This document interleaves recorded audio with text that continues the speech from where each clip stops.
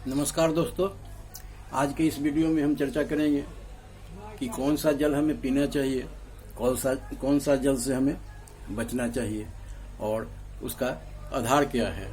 अगर हम स्वस्थ जल पिएंगे तो इसका हमारे स्वास्थ्य पर दूरगामी प्रभाव पड़ता है और यदि हम दूषित जल पीते हैं तो नकारात्मक शरीर पर, शारीरिक स्वास्थ्य पर इसका असर होता है। तो आइए हम शुरू करते हैं कि हमें जब जल लेते हैं तो किन किन बातों पर ध्यान देना चाहिए।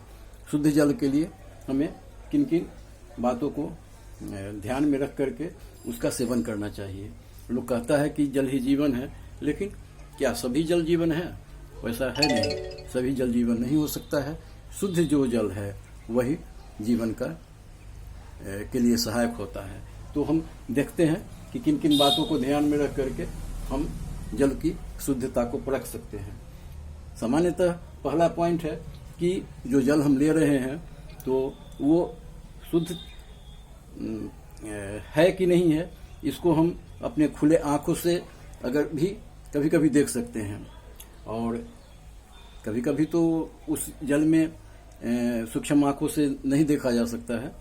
तो हम देखते हैं कि अगर उसमें कोई कण है, धूल कण है या कोई सूक्ष्म जीव है जो हमारे नग्न आंखों से दिखाई देता है, तो हमें उस जल का प्रयोग नहीं करना चाहिए।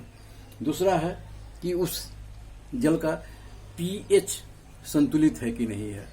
तीसरा है कि उस जल का टीडीएस क्या है, वो मानक आधार पर है या नहीं है। चौथा है कि उसके जल में ऑक्सीजन की घुलनशीलता का प्रकार क्या है।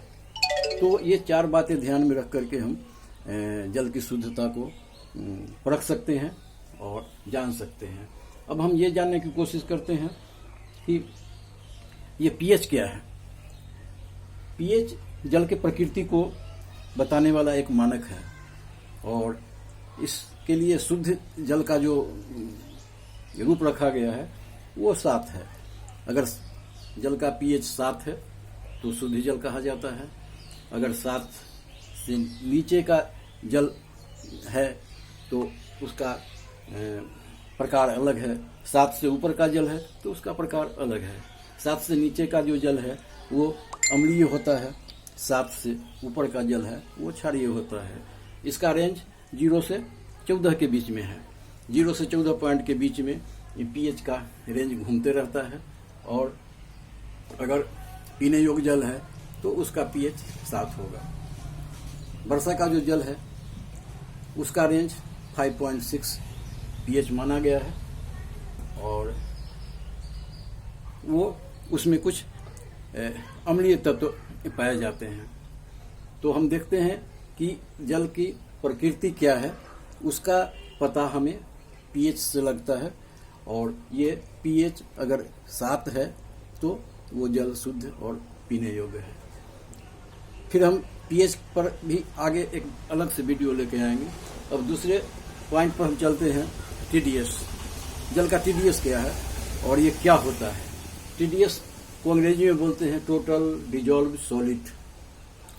जल में घुलनशील ठोस पदार्थ की मात्रा कितनी है और किन किन तरह का वो पदार्थ है, इसको मापने के लिए टीडीएस के रूप में जानकारी दी जाती है कि ये इसका टीडीएस कितना है और उससे इसकी शुद्धता को भी देखा जाता है। ये अगर इसको हम जब मापते हैं तो मिलीग्राम पर लीटर, 1 लीटर में कितना मिलीग्राम वो टीडीएस है उसकी हमें जानकारी मिलती है। और इसको हम पीपीएम के रूप में व्यक्त करते हैं कि टीडीएस कितना पीपीएम का है।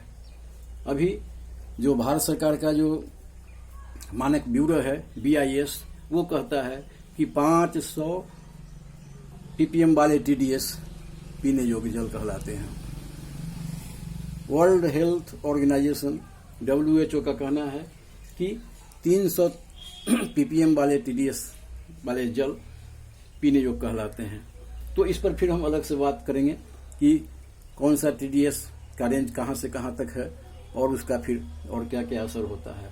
आज हम ये जानने की कोशिश करते हैं कि पीएच से जल के प्रकृति का पता चलता है और टीडीएस से जल में घुलनशील पदार्थ खनिज के बारे में जानकारी मिलती है।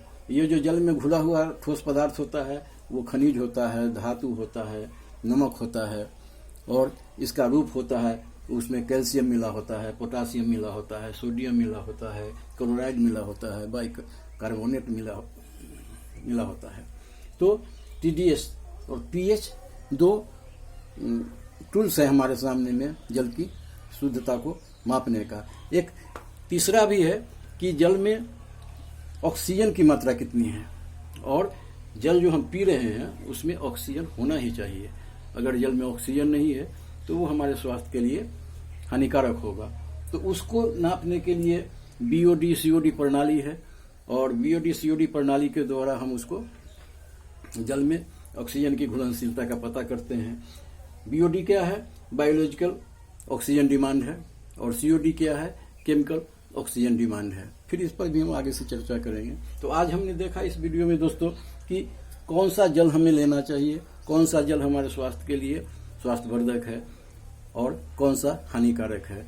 तो मोटे तौर पर सीधे हम जान सकते हैं कि जो जल का पीएच 7 है, जिसका टीडीएस 500 या उससे नीचे है, वो जल हमारे पीने योग्य है, हमारे स्वास्थ्य के लिए लाभदायक है।